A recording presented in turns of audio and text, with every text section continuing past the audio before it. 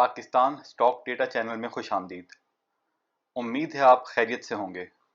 आज फिर मार्केट का जो है डिजास्ट्रस डे। ये जो है हम पहले बात कर चुके हैं कि जब ऊपर ले जाते हैं मार्केट को तो कोई लिमिट नहीं, और जब नीचे लाते हैं तो कोई लिमिट नहीं। बड़े अरसे से हमने वो जो रिस्क आइडेंटिफाई किया हुआ था वो सही साबित हो गया, लेकिन ये और बात है अक्लमंद लोगों ने अपने सारा माल शायद बेच दिया हो। हम आधे अक्लमंद थे, हमने तकरीबन आधा बेचा। और लेकिन हम आधे से भी थोड़े कम अक्लमंद हैं, क्योंकि कुछ लोग तो कह रहे हैं कि अभी अभी भी मार्केट से बाहर हैं, क्योंकि वाकई में पता कोई नहीं है इन लोगों का। लेकिन हम फिर भी थोड़ा थोड़ा बाइंग करते जा रहे हैं लोअर रेट पे, लॉन्ग टर्म का सोच के, क्योंकि ये हमारी स्ट्रेटजी है। और वही बात है कि हमें शॉर्ट टर्म में कोई मार्केट से पैसा निकालना नहीं होता, इसलिए इट्स ओके, हम थोड़े प्रॉफिट पे भी खुश होते हैं। वैसे अब तो जो प्रॉफिट कमाया था वो सारा जीरो ही हो गया। देखें आगे आगे कहाँ तक जाता है, क्या अब नुकसान की बारी है या अब कुछ कुछ स्टेबिलिटी आएगी। लेकिन ये लोग जो है ना, असल में बात वही है कि जब तक इनका दिल नहीं भरेगा, जब तक लोगों से माल छुड़ा नहीं लेंगे, ये मार्केट ले जानी बंद नहीं करेंगे। और अब जो मुल्की हालात की अभी कोई डायरेक्शन कोई नहीं है, शायद ये अपनी तरफ से एस्टेब्लिशमेंट को भी एक वो इंडिकेशन देना चाह रहे हैं कि भाई अगर आप इलेक्शन नहीं करवाएंगे तो हम ये करेंगे आप लोगों के साथ, क्योंकि जाहिर बात है एस्टेब्लिशमेंट के लोगों के भी तो माल मार्केट में लगा होता है। ये भी हो सकता है वो साथ मिले और उन्होंने भी अपना माल निकाल दिया हो, ताकि आम लोग ही ज़्यादा नुकसान उठाएं। बहरहाल आज जो है मार्केट को आपके सामने ही है कि तकरीबन 1800-1900 पॉइंट्स तक नीचे ले गए। यानी वो जो आईएमएफ के टाइम पे एक दिन में 2000 पॉइंट्स ऊपर आए थे, समझे कि वो उन्होंने निकाल दिए, लेकिन उससे भी ज़्यादा निकाल दिए, क्योंकि अब तो देखे ना कितना ज़्यादा नीचे ले आए हैं। और अभी भी इनका कोई मूड समझ नहीं आ रहा। ये और बात है, आज बाइंग लोड लेवल पे ले जाके काफ़ी आई है, लेकिन ये हर रोज जो यही कर रहे हैं, हर रोज जो है मार्केट को अच्छा खासा गिरा के और आखिर में थोड़ी सी बाइंग कर देते हैं, ताकि लोग ये समझें कि यार अब बाइंग वापस आ गई है, और अगले दिन फिर उसको नीचे ले जाते हैं और फिर जो है वहां पे बाइंग लेके आते हैं। तो इसलिए कुछ नहीं कह सकते कि ये लोग कहाँ तक मार्केट को लेके जाएंगे। बहरहाल जो जिनका दिल कमजोर है वो मार्केट से उम्मीद है दूर हो गए होंगे। अगर फंसे होंगे तो फिर सो जाएं, फिर छोड़ दें इसको, अब देखना ही छोड़ दें आप कुछ अरसे के लिए। हमने भी यही स्ट्रेटेजी रखी थी जब पहले बहुत बड़े बड़े क्रैशेज आए थे, और आहिस्ता आहिस्ता कुछ अरसे के बाद हमने काफ़ी मुनासिब पैसे कमा लिए। और अभी भी हम वही बात है कि एक साल का प्लानिंग करके अब इस टाइम पे इन्वेस्टमेंट कर रहे हैं, और एक साल तक फिर वो टेंशन नहीं होनी चाहिए, क्योंकि हमें नहीं पता ना। अब यहाँ से अगर उन्होंने मिसाल दे रहे हैं, वैसे तो ऐसा अल्लाह ना करे ऐसा हो कि 30,000 पे लेके जानी है, तो ये वो लोग पहले से तय कर चुके होंगे कि 40 पे लेके जानी है, 30 पे लेके जानी है, या 45 से वापस लेके आनी है। ये हमें पता ही नहीं चल सकता कभी। तो अगर तो हमें यकीन है कि ये 40 पे लेके जा सकते हैं, ये 35 पे लेके जा सकते हैं, या 30 पे लेके तो जा सकते हैं या लेके जाएंगे, अगर हमें यकीन है तो हम बाइंग ना करें। लेकिन अगर हम ये सोचते हैं कि भाई जब इनका शायद इनका दिल भर गया हो, तो हमें या शेयर्स अच्छे लेवल पे आ गए हैं, तो वो शेयर हम उठा सकते हैं। बहरहाल हम तो आपसे बताया ना कि हमने 50% एग्जिट कर लिया था, लेकिन हमने पिछले 2 दिन में उस 50 में से तकरीबन 25% बायबैक कर लिया। हर किसी ने अपना अपना फैसला करना है, लेकिन तबाही चल रही है इस टाइम पे स्टॉक मार्केट में। अच्छा जी, आज हम देखते हैं पहले रिजल्ट्स किसके आए। कोहार्ट के आए। इन्होंने माशाल्लाह से 29 रुपए कमाए हैं, पिछली दफा से ज्यादा, और 1 रुपए का डिविडेंड नहीं। क्या करना है ऐसी कंपनी को रख के। डीजी खान सीमेंट, इनका तो बिल्कुल ही पट्टा बैठ गया। इनका तो पूरे साल का 8 रुपए लॉस है। लोड लॉक भी आते साथ ही लग गया होगा। बहरहाल हम तो इन सेक्टर्स में इन ही नहीं है। हमने तो आपको बताया भी था कि हमने सिर्फ पावर और ऑयल में रखा है फोकस, और एक शुगर की कंपनी में, और उसी से हमने कमाया है, और उसी से हमने कुछ गंवाया भी है, लेकिन नेट में कमाया ही है। और आगे भी इंशाल्लाह कमाएंगे। कोहिनूर एनर्जी ने जी अभी उसकी फाइनेंशियल रिजल्ट तो नहीं आया, डिविडेंड अनाउंस कर दिया और 4 रुपए का दिया है। इसके बाद जो है वो ज्यादा ये इस पे तकरीबन अपर कैप ही लग गया।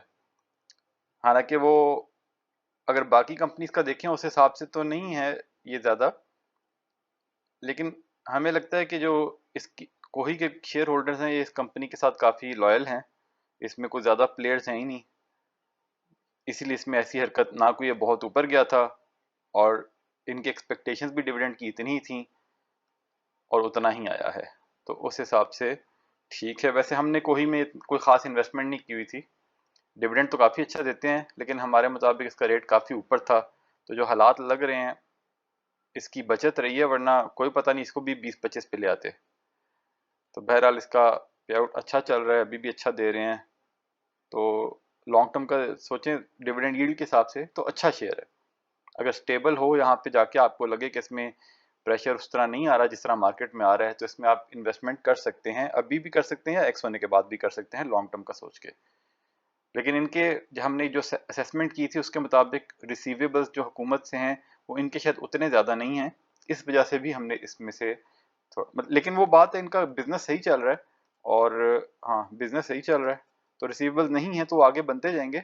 बहरहाल हमने इस वजह से इसमें कोई खास इन्वेस्टमेंट नहीं की थी। आज फिर जनाब ये आया जी ऑर्गेनिक मीट की मटेरियल इंफॉर्मेशन आई कि जी उनका एक कॉन्ट्रैक्ट हुआ है बोनलेस बीफ सप्लाई करने का यूएई में, और फर्स्ट ऑफ इस काइंड कॉन्ट्रैक्ट है पाकिस्तान में, और ये कह रहे हैं कि 4 मिलियन यूएसडी से भी ज्यादा नेक्स्ट 6 मंथ्स में रेवेन्यू जनरेट कर सकेंगे इससे। अच्छा, ये जैसी आई ना खबर,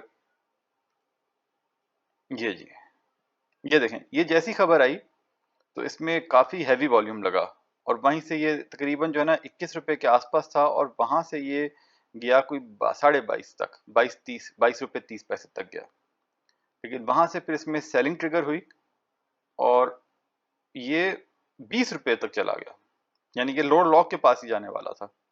मार्केट का प्रेशर एक तो इतना लिया फिर, लेकिन देखे ना जितनी बाइंग आई सेलिंग बहुत ही कम आई उससे। बज़ाहिर ये अगर जेन्युइन बाइंग लग रही है, क्योंकि जब कोई खबर आके इस तरह एकदम कोई खरीदता है ना आमतौर पे वो जेन्युइन ही होती है, चाहे वो कोई प्लेयर खरीदे और वो बाद में एकदम सेल भी कर दे, लेकिन एकदम उम्मीद यही होती है कि किसी ने सोच समझ के वहां पे एकदम बाइंग की है इतनी।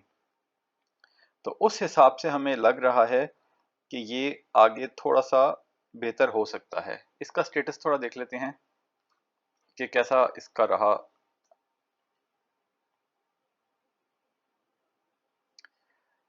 इसका जो 6 महीने का देखें तो ये देखें 25 के पास जाके नीचे आया है, और अगर एक ट्रेंड की बात देखें तो एक ट्रेंड इसका जो है ना अपर ट्रेंड सही चल रहा है, तो यहाँ से ऊपर जा सकता है टेक्निकली। वैसे तो आपको पता है हम ना हमें टेक्निकल आते हैं ना हम उस पर बात करते हैं, लेकिन फिर भी एक वैसी एक अंदाज़ा अपना बता देते हैं कि उस हिसाब से बज़ाहिर टेक्निकली ट्रेंड इसका ठीक है, लेकिन इससे ज़्यादा इंपॉर्टेंट दो बातें हैं। नंबर वन के इनके पिछले साल ईपीएस थी 3.34, इस साल Q3 में ही इनकी ईपीएस आई है 3.37। यकीनन गोश्त की कीमतें भी बढ़ी हैं, कुछ एक्सपोर्ट भी कर रहे होंगे, उससे भी फर्क पड़ा होगा।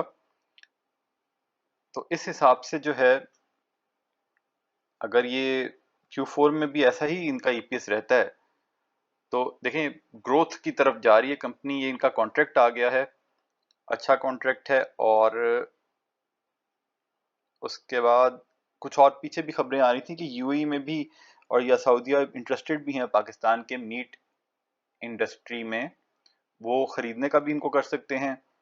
और जो है आपका क्या नाम है, चाइना में भी एक्सपोर्ट शुरू हो सकती है, और ये यूएई में इनको पहला कॉन्ट्रैक्ट मिला है, और समटाइम्स होता है first contract open the door for more, अगर उन्होंने अच्छा मीट सप्लाई किया तो उस हिसाब से ये लॉन्ग टर्म में थोड़ा एक वो जो हमारे रिस्की शेयर्स होते हैं रिस्क एंड रिटर्न, कि जिसमें रिस्क लेके आप रिटर्न ले सकते हैं, थोड़ा सा लॉन्ग टर्म पे होल्डिंग इसकी बेनिफिशियल हो सकती है। देता दिलाता कुछ बहुत खास नहीं है, वो 10% बोनस दिया लास्ट टाइम, उससे पिछले साल भी 10% बोनस दिया, डिविडेंड की तरफ अभी नहीं आया, लेकिन ग्रोथ इसमें हो सकती है, इसमें आप थोड़ा बहुत रिस्क जरूर ले सकते हैं लॉन्ग टर्म का सोच के थोड़ा। लेकिन इसमें एक और जो दूसरी इंपॉर्टेंट बात है, एक तो ये कि ईपीएस अच्छा हो रहा है, दूसरी इंपॉर्टेंट बात यह है कि देखें 4 मिलियन यूएसडी 6 महीने के अंदर इनका रेवेन्यू बन जाएगा। अगर आप यहाँ फाइनेंशियल्स में देखें 4 मिलियन यूएसडी जो है ना, ये कितना बनेगा, तकरीबन 1.2 बिलियन की सेल्स बनेगी। यानी कि Q3 में जो इनकी 1.6 बिलियन सेल्स हैं, अगले 6 महीनों में इनकी 1.2 बिलियन सेल्स इजाफी होंगी, और अगर वो इन सेल्स में ऐड हो तो यानी कि ये सेल्स भी जो हैं आने वाले 2 क्वार्टर्स में 2.2 बिलियन तक जा सकती हैं, अगर ये इसकी सेल्स इसी तरह कंटिन्यू हो रही हैं। देखें तीनों क्वार्टर में भी देखें तो बढ़ती जा रही हैं। लेकिन सेल्स बढ़ने का मतलब ये नहीं होता कि सारा का सारा प्रॉफिट आएगा, लेकिन प्रॉफिट भी अगर उसी रेशियो से बढ़ना शुरू हो तो ये क्वार्टरली प्रॉफिट में 1 रुपये का इजाफा हो सकता है। तो उस हिसाब से जो है ना, इस पे आप थोड़ा सा कर सकते हैं। इस टाइम पे ये लो ही है अपने, अगर इसका 3 साल का देखें, वैसे तो ये, हाँ, 18 रुपये तक भी इसका लो गया था, 19 ये, तो उस हिसाब से अपने लो के पास ही है। तो इन सब चीज़ों को मद्देनजर रखते हुए ये थोड़ा सा बेहतर लग रहा है। इसका एक और काम कर लेते हैं क्विकली, अगर लास्ट डायरेक्टर्स रिपोर्ट देख लेते हैं कि उसमें इनका अंकलों का क्या तज्जिया है। ये इसका साथ ही जो है, ये अल शहीर ने भी अपना कोई दिया था कि उन्होंने भी जो है ना यूटिलाइज कर लिया, लेकिन वो अल शहीर अभी तक तो इतना खास नहीं चल रहा, आगे का पता नहीं। अच्छा जी, future outlook, despite the challenges growth, वो कह रहे हैं कि हम ग्रोथ की तरफ ही जा रहे हैं, तो इसका मतलब है they are expecting positive positivity in next quarters. अच्छा, फाइनेंशियल रिव्यू बता दें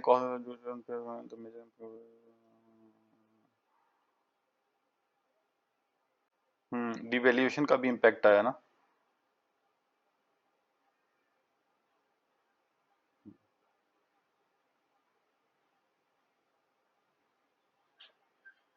हम्म तो मतलब डॉलर तो नीचे जाने नहीं लगा, तो उस हिसाब से जब तक वो नहीं जाएगा तब तक इनका ठीक ही रहेगा। आईपीओ में इन्होंने क्या किया था, update on IPO fund utilisation,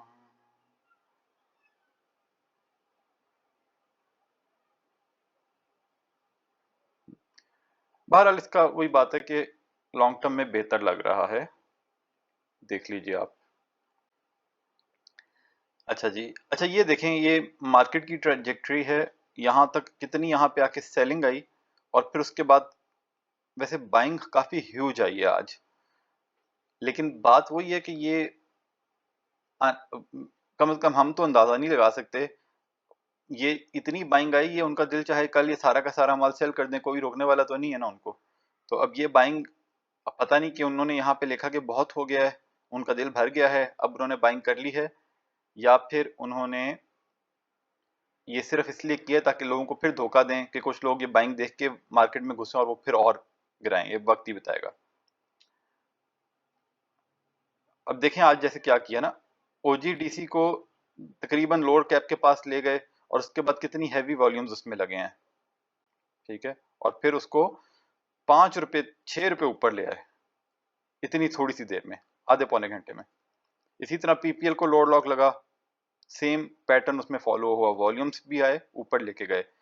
एसएनजीपी में भी सेम पैटर्न फॉलो हुआ, यानी कि जो वो थे आपके सर्कुलर डेट वाले 3 शेयर्स, तो इनमें जो है ना, इन्होंने चूंकि सर्कुलर डेट और डिविडेंड की न्यूज़ पे लोगों ने इनमें ह्यूज बाइंग्स की हुई थी, तो इसलिए जो है ना वो इनको इतना उन्होंने मारा है, और लोगों को जो है लोगों से माल छीनना है, हमें तो लगता है, क्योंकि अल्टीमेटली आज नहीं तो कल, नहीं तो 6 महीने बाद, नहीं तो साल बाद सेटल तो होना ही है। तो ये जो है ना, बस जब तक लोगों से माल छुड़ा नहीं लेंगे वो ऐसे ही रगड़ते जाएंगे। और टीपीएलपी का जो हम आपसे बात करें उसको भी आज 12 तक लेके गए, उसके बाद देखें उसमें कितनी बाइंग्स आई हैं और 1280 तक वापस ले गए, क्लोज कहीं 1260 के आसपास हुआ है, एकदम 12 से 1280 पे ले गए। तो ये वही बात है कि जो इसकी कंपनी ने ही बाइंग की होगी, हो सकता है इसका ये फर्क हिसाब है इसका। तो इसमें हमने तो वही बात है कि हम तो हर 10-20 पैसा नीचे जाता है तो 1-2 हज़ार बाय कर लेते हैं, तो हमने इसको इसी तरह बाय करते रहे, जैसे ऊपर आया कुछ थोड़े बहुत सेल भी करते रहे, तो हमारी इसकी एवरेज बाइंग आज की कोई 10 हज़ार हमने खरीदे 1250 की बनी। तो इसमें हम तो इसी तरह हर रोज जो है ना, कोई ठीक है नेट में हम माइनस में है इसमें, लेकिन हर रोज 400-500 निकाल लेते हैं इसमें से। और उम्मीद है कि वो जो जब माइनस में है वो भी अगले आने वाले रिजल्ट जब इसका अनाउंस होता है तब तक उम्मीद है कि वो कुछ ना कुछ रिकवरी हो जाएगी, ना भी तो 6 महीने का हमारा इसमें टाइम फ्रेम है, तो वो रिकवरी की हमें पूरी उम्मीद है बायबैक के पॉइंट ऑफ व्यू से। अच्छा, एक ये जो सब कुछ हुआ है ना, इसकी एक वजह ये भी हो सकती है, जो हमें शक है कि असल में आज वो पहला दिन था जब एमएससीआई के जो नए शेयर्स आए थे उन उसमें ट्रेडिंग स्टार्ट होनी थी। तो ये जो पिछले 3 दिनों से किया गया है, शायद ये इन्होंने इस प्लानिंग से किया है कि वो एमएससीआई जब स्टार्ट हो तब तक जो है ना मार्केट को इतना गिरा दें कि यही लोग फॉरेनर्स बन के वो सारा माल बाय करें। अब अगर तो आज ये जो बाइंग है, ये फिपी लिपि के डेटा में देखिएगा कि अगर तो वहां पे फॉरेनर्स की बाइंग ज्यादा आई है, तो फिर बहुत पॉसिबिलिटी हो सकती है कि इन बेगैरतों ने ये स्ट्रेटजी इस्तेमाल की है। कि फॉरेनर्स जो हैं वो इतने नहीं कि एकदम जो है ना वो उनको पता लग गया कि ये लेवल सही है और यहाँ पे बाइंग करनी है, और अगर आज बाइंग करनी होती तो सुबह से कर रहे होते। तो ये खुद ही फॉरेनर बन जाते हैं, लेकिन ये स्ट्रेटजी इनकी हो सकती है। लेकिन अगेन ये वक्त ही बताएगा कि अब ये उनकी स्ट्रेटजी थी या नहीं, और अब उनका दिल भर गया कि नहीं, और कब तक इसको जारी रखना है कि नहीं। तो वो ये कि अपनी पसंद के शेयर्स में आप थोड़ी बहुत करनी शुरू कर दें इन्वेस्टमेंट, अपने अपने रिस्क को मद्देनजर रख के। बोर्ड मीटिंग्स एमएफएल और सीएलवीएल की अनाउंस हुई हैं, अगर आप फॉलो करते हैं तो देख लें। एसपीडब्ल्यूएल का जो हमने कल थोड़ी सी हमें अफसोस था कि हम निकल नहीं सके, अफसोस तो आज भी है क्योंकि अच्छा खासा नुकसान हो गया, लेकिन अल्लाह का शुक्र है हमने प्री ओपन में सेलिंग पे लगाया हुआ था तो हमारे शेयर्स तो निकल गए हैं, और आज भी उसके बाद इसको लॉक नहीं खुला। लेकिन बज़ाहिर हमें लग रहा है कि कल शायद इसमें लॉक खुल जाए। ज़रूरी नहीं है क्योंकि कोई पता नहीं इसको भी 12-13 पे ले जाएं। हमने तो इसके लॉसेस को देख के इससे एग्जिट का फैसला किया। वैसे इसके जो हिस्टोरिकली ये जब ज़्यादा नीचे जाते हैं तो इसके डायरेक्टर्स भी बाइंग पे आ जाते हैं, पता नहीं इसमें क्या करते हैं। आप लोग अपनी मर्जी से फैसला करें, और लॉन्ग टर्म में शायद उतना बुरा ना हो, लेकिन बहरहाल हमारा तो वही पॉइंट है ना कि भाई अगर ये शेयर 17 रुपए का है और इसके मुकाबले में एलपीएल 13.5 का मिल रहा है, तो हमने ये बेच के आज एलपीएल में इन्वेस्टमेंट कर लिया। एनसीपीएल का तो पता था कि लॉक नहीं खुलेगा, तो एनसीपीएल को पता नहीं कहाँ पे ले जाके अभी खोलेंगे, और ये कोई पता नहीं है कि जिस दिन ये खोलें उस दिन फिर इसको अपर लॉक भी लगा दें, 15 के आसपास कहीं जाके खोलें। लेकिन बहरहाल इसमें जो है ना हमारा इस वक्त कोई इरादा नहीं है। हमारी मैक्सिमम इन्वेस्टमेंट जो है ना जो हमने पावर सेक्टर के लिए रखी हुई है वो एलपीएल और एएलटीएन में ही है इस वक्त। फॉर द टाइम बिंग हमने लॉन्ग टर्म के लिए हमारा फेवरेट शेयर था, लेकिन फॉर द टाइम बिंग हमने कैपको से भी एग्जिट ले लिया है। अच्छा जी, बाकी देखें एनपीएल जो है, एनपीएल में हम एंट्री लेंगे अभी नहीं क्योंकि अभी ये भी बड़ा प्रेशर में है। लॉन्ग टर्म में this is also one of our favourite shares.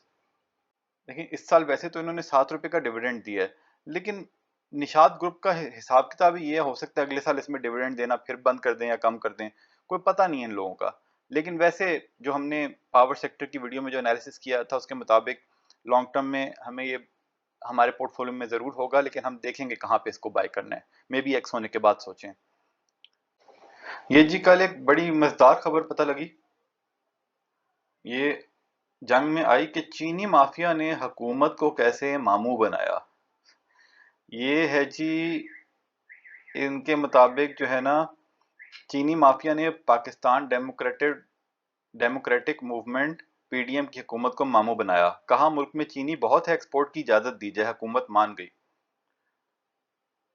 और उसके बाद जब एक्सपोर्ट इन्होंने कर दिया तो अब इन्होंने जो है मुल्क में चीनी की किल्लत पैदा कर दी है। हमें पूरा यकीन है कि कोई कमी नहीं हुई होगी। और इन्होंने, सुनने में आ रहा है कि अफगानिस्तान भी बहुत सारी स्मगल कर दी है सस्ती यहाँ से निकाल के, तो वहाँ से आगे फिर जो है दूसरे ममालिक में बेची है। और बाहर के ममालिक में भी चीनी बहुत महंगी हो गई है, तो अच्छा खासा इस तरीके से उन्होंने माल बनाया है। और ये इतनी कोई अहमकाना खबर है कि चीनी माफिया ने हुकूमत को कैसे मामू बनाया। अब जो पीडीएम की हुकूमत थी, आप सब जानते हैं, और अगर नहीं जानते तो आप पता चला लें कि जो जितनी भी चीनी की फैक्ट्रियां हैं उनके मालिकान असल में हैं कौन लोग। तो फिर आपको सब समझ आ जाएगा कि हुकूमत को मामू बनाया या हुकूमत ने मामू बनना पसंद किया। चलें जी, क्या हो सकता है। बहरहाल स्टॉक मार्केट के पॉइंट ऑफ व्यू से देखें तो हमने तो यही देखना है कि इससे चीनी, जैसे हम अपने शुगर सेक्टर की वीडियो में बता भी चुके हैं, शुगर सेक्टर की प्रॉफिटेबिलिटी Q4 में पहले से बेहतर होने की उम्मीद है। SHSML को देख लेते हैं। इसमें फिर जो है इसने सस्टेन किया हुआ था लेकिन वॉल्यूम सिर्फ 8000 का लगा। अब इसको बेच के भी तकरीबन लोड लॉक के पास ले आए। 8000 में से जो है 1-2 हज़ार तो हम नहीं बाई किए थे, हमने ये 150 के आसपास बाइंग लगाई हुई थी। तो हमें इसमें ठीक है, आज की हमारा पोर्टफोलियो इसके गिरने, क्योंकि इसमें हमने काफ़ी हमारी इन्वेस्टमेंट है, तो पोर्टफोलियो तो हमारा बज़ाहिर बहुत कम नज़र आ रहा है, लॉसेस ही समझे शुरू हो गए हैं, लेकिन हमें अपनी वर्किंग पे एतबार है और हमें इसमें कोई टेंशन नहीं है। तो जितना नीचे आए तो उसको आप असेस कर सकते हैं। हम तो जितना नीचे जाएगा हम दूसरे शेयर बेच के इसमें घुस जाएंगे, हमें तो इस पे इतना कॉन्फिडेंस है, क्योंकि कहीं ना कहीं पे आपको वर्किंग के मुताबिक रिस्क लेना ही पड़ता है, फिर ही आपको स्टॉक मार्केट से कुछ कमाई का जरिया मिलता है। लेकिन हमने ऐसा किया है, देखें जो हमने आज 150 पे लिया, अब ये जब भी 160 पे जाएगा तो वो हम 160 पे निकाल देंगे। अगर ये 140 पे गया हम 140 पे खरीदेंगे, वो वाला पोर्शन जब 160 150 पे आएगा तो हम निकाल देंगे। तो इस तरह की स्ट्रेटजीज आपको करनी पड़ती हैं, और वो तभी कर सकते हैं अगर आपके पास कैश हो। हमारे पास अभी भी थोड़ा बहुत कैश है, ज़्यादा नहीं है, क्योंकि ज़्यादा अब हम वापस री इन्वेस्ट कर चुके हैं।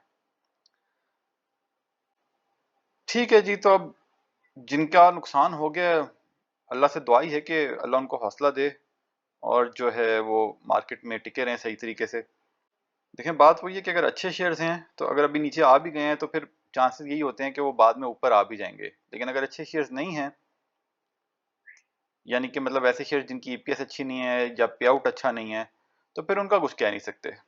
तो इसीलिए सोच समझ के इन्वेस्टमेंट करनी चाहिए। ये नहीं देखना चाहिए कि कौन सा बहुत ऊपर जा रहा है, और उसी में करनी चाहिए जहां पे आपका, जिसको आप बर्दाश्त कर सकें। ठीक है जी, ये सारा डाटा हमने पीएसएक्स की साइट से लिया। आप खुद वैलिडेट करें, फिर उसको इस्तेमाल करें, फिर इन्वेस्टमेंट करें। ये कोई बाय सेल कॉल नहीं है, खरीदने बेचने का फैसला आपने खुद करना है, क्योंकि मुनाफे में मौज अपनी अपनी और नुकसान में दौड़ अपनी अपनी। पसंद आई वीडियो तो लाइक शेयर सब्सक्राइब कर दें और खुश रहें। अल्लाह के हवाले।